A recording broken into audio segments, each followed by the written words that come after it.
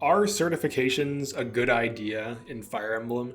So, one of the major aspects of Three Houses was the certification system, where you take a unit, you improve their abilities so that they can pass for certification.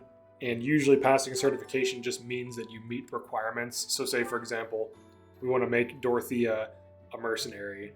She needs sword C or higher. In this case, her sword is quite low because she's a mage, which she usually tends to be. And for that reason, she's not going to be able to test into this. But if we go down to Archer, her bow is probably like D or D plus, so she has a 67% chance to pass this. And part of the big upside of this whole system is that Dorothea as an archer might not seem to make a lot of sense, but if you just make her an archer and then master the class, she'll get hit plus 20, which is a massive upside even on a mage. And magic tends to be pretty unaffected by evasion things, like things that increase evasion. It actually ignores evasion tiles. So there's kind of this like notion of basically classing in to a lot of classes just for their perk, like for their class ability.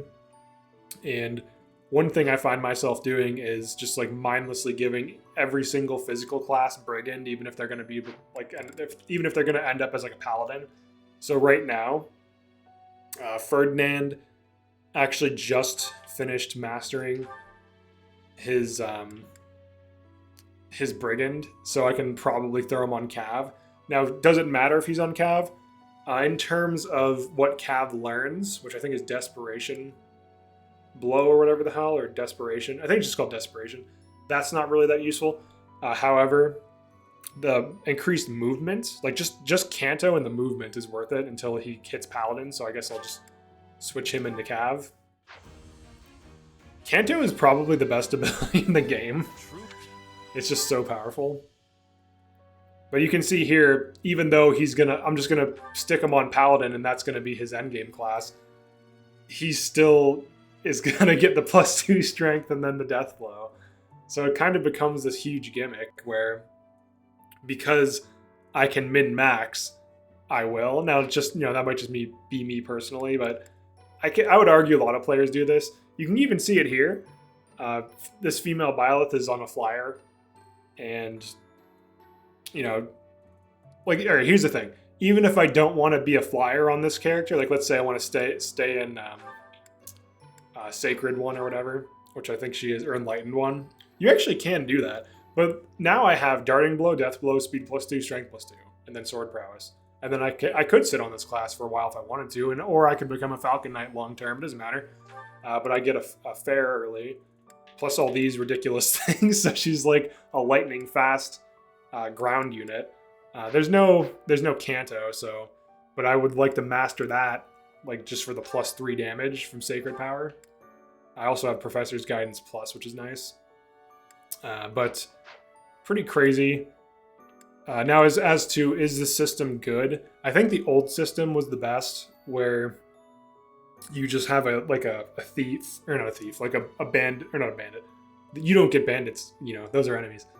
You get like a fighter or something, or like a soldier, and then they become like a cav or whatever, and they can turn into different shit. And it's just, there's no requirement aside from just hitting level 10. So you just focus on the gameplay more and less on the management, which I think is preferable. I think it should be mostly a tactical game with some management, whereas in Three Houses it's like 50-50, where like half the time you're playing, half the time you're managing, I would say, or maybe even like 70-30, but the 30% you're managing feels longer because you're just like in the UI, just like, testing and training, instructing, setting goals, running through support conversations, checking inventory, changing out abilities, changing out combat arts, making sure they have the best battalion, which is something I need to currently do. So like constantly like going to the shop, like, what kind of battalions do they have? What battalion should I run? Like just making sure you're running the best thing. I know for sure there's some C rank battalions my mages could make use of in this playthrough. So like, let's see, do they have C rank? Okay, he has C rank. He has a stride. What can I get him? Like it's always like this thing where you're just like constantly checking every little thing. So this thing, look at this thing. Now Stride is really good, but magic attack +3, increased charm. This is probably better used on someone like Dorothea, and she can use it. So this is definitely a Dorothea type thing. This is just pure upside for Dorothea. It's just more damage. She loses some hit, but she probably gets it back as it levels up. So this is a good thing to run. And Flash Fire. Flash Fire is insane. This should go on someone. So we want to. All right, definitely not going to replace Impregnable. That's staying. So like just all this min-maxing. Now I don't mind it that much, honestly, but I think there's a lot of things that can be improved upon. This is crazy. This is really good, actually, Flash Fire here. The big upside of Flash Fire is that it has 2 uses, and it's like, you just deal more damage. It's like, oh, you want to deal more damage? Here you go. Here you go. It's +3 damage at base level. Can't really go wrong, right? Let's see what else is. Maybe there's a D tier. What's the D tier group flames? Fuse a lot is surprisingly good too, but yeah, I think at this point in Fire Emblem, there's like a lot of stuff. There's like an insane amount of stuff. There's like forging.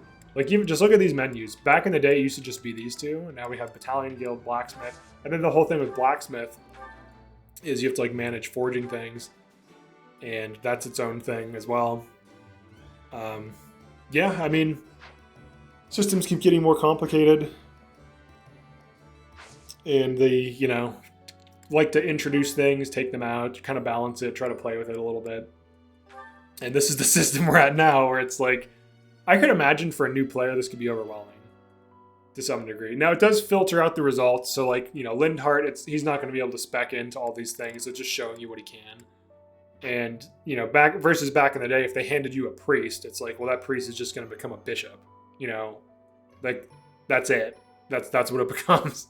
So you wouldn't even have to think about it. You're like, oh, okay, you're just more concerned with getting the thing to get them from priest to bishop, like the item, right?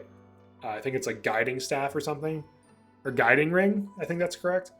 But yeah, it's crazy how things get more complicated over time, and it's almost like needlessly so, because like the overall effect of having like a paladin on the field in Three Houses versus having a paladin on the field in older Fire Emblem games is just that there's more passives and there's like slightly more interactions. But like the overall effect is that it's like a kind of tanky bruiser DPS unit that just rides on a horse in Kantos. So even though there's all these new systems, you could argue there's not a ton new added in terms of actual gameplay. So whether that's good or bad or not is up to you to determine. I can't really coerce your opinion. Like, it's whatever you feel you like more. But that's it for this one. Definitely like and subscribe if you thought this was an interesting video. If you found this to be a fun discussion. If you didn't find it to be a fun discussion, let me know why. Or just feel free to let me know what you think in the comments, and I'll see you in the next one.